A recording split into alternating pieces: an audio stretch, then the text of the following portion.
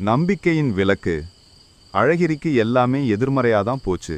வேலை இல்ல, கையில் கடன்காரர்களின் நோட்டீஸ், எல்லா கதவும் அடைச்சிட்டா மாதிரி விரக்தியின் விளிம்பில் நின்றான். அப்போதுதான் ஒரு வயதான மூதாட்டி வந்தார்.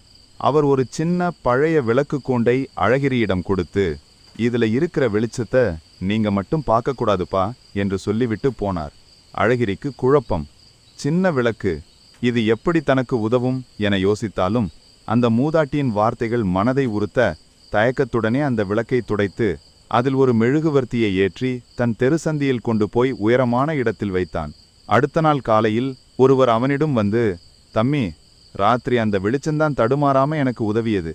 இப்படி நம்ம சந்தில நிறைய பேர் வச்சா நல்லா இருக்குமே என்று மனதார பாராட்டினார். அந்த ஒரு சின்ன பாராட்டு அழகிரியின் மனக்கண்ணை திறந்தது. ஆம், பிறருக்கு பயன்படும் ஒரு பொருள். உடனே பழைய கூண்டுகளையெல்லாம் சேகரித்து அதில் விளக்குகளை வைத்து நம்பிக்கை விளக்கு என்ற பெயரில் விற்கத் தொடங்கினான். விரைவிலேயே வியாபாரம் சூடுபிடித்தது. அழகிரி மகிழ்ச்சியாக இருக்கிறான். ஒரு சிறிய வெளிச்சம், அடுத்தவருக்காக நீட்டப்பட்ட ஒரு உதவி, அதுதான் அழகிரியின் வாழ்க்கையை மாற்றிச்சு. கதைக்கான பாடம்: மற்றவர்களுக்கு வெளிச்சம் கொடுக்கும்போது உங்கள் வாழ்வும் பிரகாசமாகிறது. இந்த வீடியோ பிடித்திருந்தால் லைக் அண்ட் சப்ஸ்கிரைப் பண்ணுங்க.